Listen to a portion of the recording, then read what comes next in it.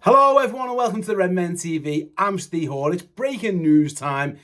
It's the summer. When there's breaking news in the summer, I'd say 99 times out of 100, it's because there's transfer news. And yes, there is transfer news today. However, unusual, I suppose, in that there are two names being strongly linked with Liverpool. Not only linked, but it looks like Liverpool are making pushes to sign both of them. And they both play in the same position as well. Yes, Marc Guehi of Crystal Palace, Giovanni Leoni of Parma, and according to numerous reports, Liverpool are interested and indeed holding talks to sign both of them. I'm going to start with the Marc Guehi news. This one came originally, I saw from Sammy Mockbell, but Paul Joyce has reported, loads of others. Let's talk about Marc Guehi then. According to the report from Sammy Mockbell of the BBC, Liverpool are stepping up their attempts to sign Crystal Palace and England defender Marc Guehi. He's got 12 months left on his contract.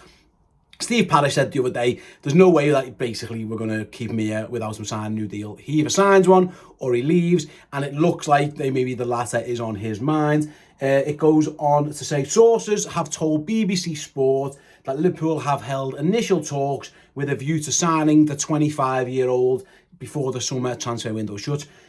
Sammy's report then goes on to talk about Giovanni Leoni, who we will speak about in a moment, but it is very much a both, not an either or. So let's start with Marc Guehi then.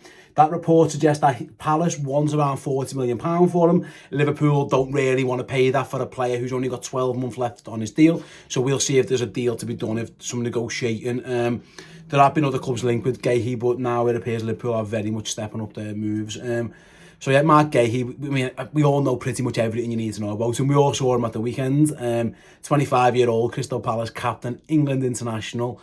Like I say, may be available on a bit of a cut price fee, given the fact that he is going to be out of contract next summer. So those talks already underway. I do wonder if there was a little bit of a nod and a wink to the fact that Liverpool weren't going to get him before the Community Shield. Crystal Palace didn't want to let him go there. He played there, he played well, he lifted the trophy, fair play to him. And now it looks like the talks are underway. I've been a fan of Marc Guehi for a while. I've been saying on numerous shows, I think Liverpool should sign him and potentially will try and sign him. And also I think there's a very good chance, not only does he come as a backup, I think he's got every chance of getting himself into the team, him and Ibu Konate. I think Konate is obviously physically much more gifted. I think Guehi's actually a bit more consistent of a player. I've always said I think Konate's ceiling's higher, and Konate at his best is probably better than Guehi. I think Guehi often performs at a more consistent level than Konate. That's just my opinion. You guys feel free to disagree. If you're watching this, comment section. If you're listening as a podcast, feel free to tweet me and tell me I'm chatting absolute wham. I often do that. Just my opinion. But yeah, it looks like that deal potentially on the cards. It's worth mentioning Newcastle had bids rejected last year of around 65-70 million quid that apparently Palace were holding out for. So yeah, according to Sammy's report, it was £65 million that got rejected last year. Now, of course, it's a different kettle of fish with him being into his final contract.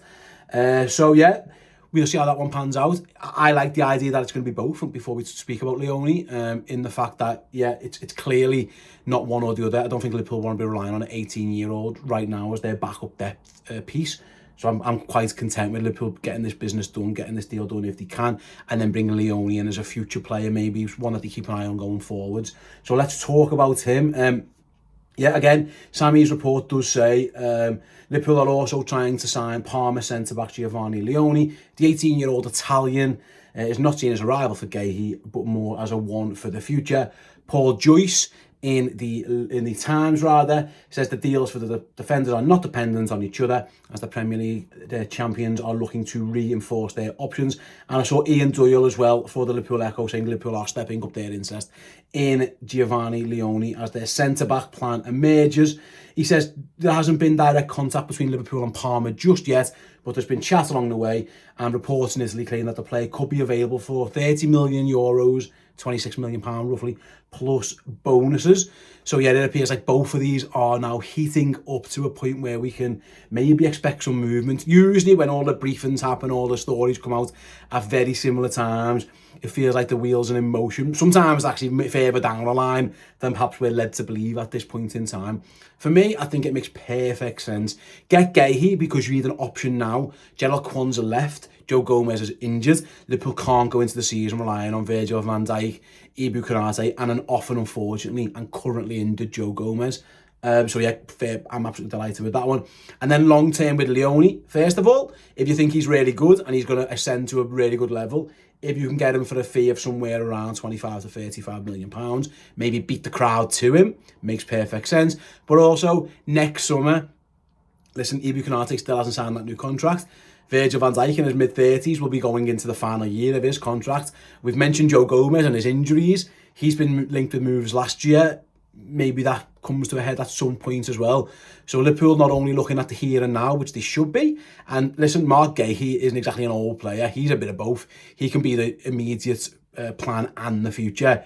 Giovanni Leoni, you would guess, is more one for further down the line. But again, if he comes in and adds that fourth, fifth centre-back option, he's still young enough, by the way, to play 21s, to play 18s.